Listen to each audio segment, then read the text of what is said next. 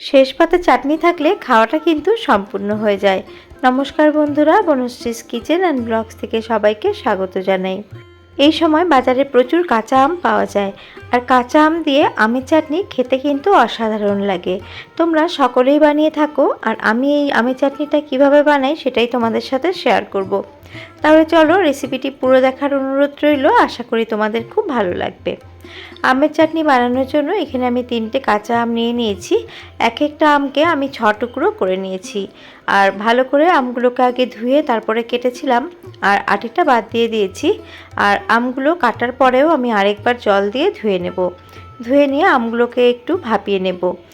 এইভাবে আমের চাটনিটা তোমরা একদিন করে দেখো, এটা কিন্তু খেতে দুর্দান্ত হয়। এইভাবে চাটনি বানালে একদম অনুষ্ঠান বাড়ির মতোই টেস্ট হবে। এখন আমগুলো ভাপানোর জন্য ইন্ডাকশানে আমি 2 কাপ মতো জল গরম করতে বসিয়েছি। জল ফুটতে শুরু করেছে, এবার ধুয়ে রাখা আমের টুকরোগুলো এর মধ্যে দিয়ে দিচ্ছি। আমগুলোকে অল্প একটুখানি ভাপিয়ে নেব। আর কাঁচা আম ভাপাতে কিন্তু একদমই সময় লাগে না, কাঁচা আম সেদ্ধ হতে কিন্তু একদমই বেশি সময় লাগে না। সামান্য একটু নুন দিয়ে দিচ্ছি। নুন দিয়ে আমগুলোকে 2.5 থেকে 3 মিনিট মতো একটু সেদ্ধ করে নেব। আমগুলো সেদ্ধ হতে থাক, আমি চাটনির জন্য একটা প্রথমে মশলা বানিয়ে নেব। কড়া গরম হয়ে গেছে, এর মধ্যে 1 চা চামচ দিয়ে দিলাম 5 ফোড়ন, আর হাফ চা চামচ দিয়ে দিচ্ছি মৌরি, তার সাথে একটা শুকনো লঙ্কা দিয়ে দিচ্ছি। এবার মশলাগুলোকে একদম লো ফ্লেমে আমি একটুখানি ড্রাই রোস্ট করে নেব। মশলা থেকে যখন সুন্দর মিষ্টি গন্ধ বেরোতে শুরু করবে তখনই কিন্তু এটাকে নামিয়ে নিতে হবে। খেয়াল রাখতে হবে মশলা যেন বেশি ভাজা না হয়ে যায়। বেশি ভাজা হয়ে গেলে মশলার যে আসল গন্ধ সেটা কিন্তু একদমই চলে যাবে। দেখো ড্রাই রোস্ট করা হয়ে গেছে। এবার আমি একটা প্লেটে এগুলোকে নামিয়ে নিচ্ছি। নামিয়ে ঠান্ডা হয়ে গেলে এগুলোকে আমি গুঁড়ো করে নেব। আর অপরদিকে আমি যে আমটা সেদ্ধ বসিয়েছিলাম সেটা একটুখানি দেখে নিচ্ছি। আর দেখো 2.5 থেকে 3 মিনিট মতো হয়েছে, আর আমগুলো কিন্তু সেদ্ধ হয়েছে। আমগুলো এরকম 80% মতোই সেদ্ধ করে নিতে হবে। আশা করি তোমরা দেখে বুঝতে পেরেছো আমগুলো কিভাবে সেদ্ধ করে নিতে হবে। এবার ইন্ডাকশানটাকে আমি অফ করে দিচ্ছি। এবার চাটনিটা বানাবো, তার জন্য গ্যাসের মধ্যে ওই কড়াটাই আবার বসিয়ে দিয়েছি, আর দিয়ে দিলাম খুব অল্প পরিমাণ সর্ষের তেল। তোমরা চাইলে সাদা তেলও দিতে পারো। তেলটা হালকা গরম হয়ে গেছে। এবার এর মধ্যে একটা শুকনো লঙ্কাকে 2 ভাগ করে দিলাম। লঙ্কাটাকে কয়েক সেকেন্ড একটুখানি ভেজে নিলাম।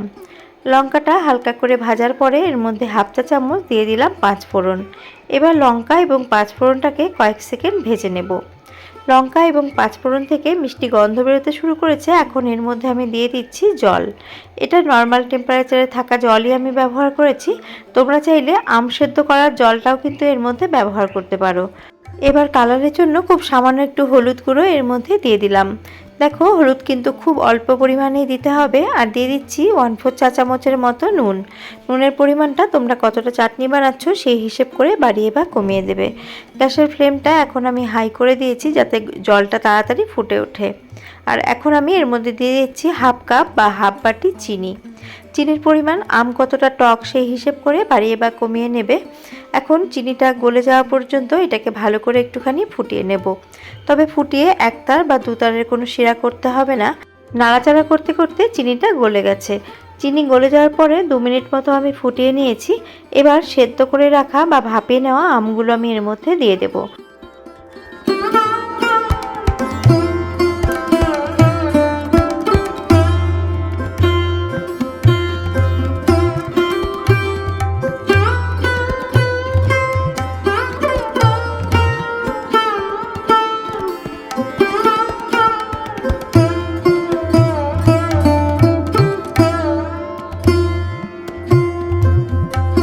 এবার গ্যাসের ফ্লেমটাকে মিডিয়াম টু হাই রেখেই আমগুলোকে চিনির শিরার মধ্যে 4 থেকে 5 মিনিট মতো আমি ফুটিয়ে নেব। তাহলে এই শিরাটা আমের মধ্যে খুব ভালো করে ঢুকে যাবে। 5 থেকে 6 মিনিট মতো আমগুলোকে শিরার মধ্যে আমি রান্না করে নিয়েছি। দেখো জলটা কিন্তু অনেকটাই টেনে এসেছে, আর শিরাটা কিছুটা ঘন মতো হয়ে গেছে। এবার আমি যে গুঁড়ো করে নিয়েছিলাম মশলাটা, এই মশলাটা এর মধ্যে দিয়ে দেব। তবে পুরোটা মশলা দেব না, এখান থেকে আমি 1.5 চা চামচের মতো মশলা দিয়ে দেব। আর তোমরাও চাটনির পরিমাণ হিসেবে মশলাটা দিও। আর তোমরা যদি বেশি স্পাইসি পছন্দ করো তাহলে সেই ক্ষেত্রে মশলাটা বেশি দেবে, আর যদি কম স্পাইসি পছন্দ করো সেই ক্ষেত্রে একটু কম করে মশলা দেবে। আর দেখো আমার কিন্তু চাটনিটা রেডি হয়ে গেছে। সমস্তটা আমি ভালো করে মিশিয়ে নিচ্ছি। আর এইটুকু আমি রস রাখবো, তাহলে কিন্তু চাটনিটা খেতে ভালো লাগবে। আর ঠান্ডা হয়ে গেলে এর রসটা কিন্তু আর একটুখানি আম টেনে নেবে। রেডি হয়ে গেছে। এখন আমি 10 থেকে 15 মিনিট মতো এটাকে ঢাকা চাপা দিয়ে রেখে দেব। তারপরে তোমাদের সার্ভ করে আমি দেখাবো। অনুষ্ঠান বাড়ির মতো আমের চাটনি খাওয়ার জন্য একদম রেডি হয়ে গেছে।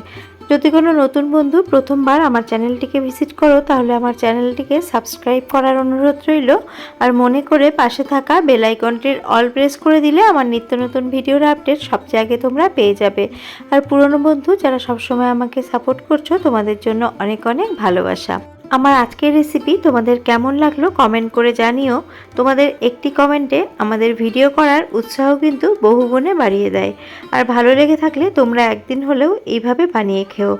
বাজারে এখন প্রচুর পরিমাণ কাঁচা আম পাওয়া যাচ্ছে। আম থাকতে থাকতে তোমরা কিন্তু বন্ধুরা অবশ্যই করে একদিন এইভাবে বানিয়ে খেও।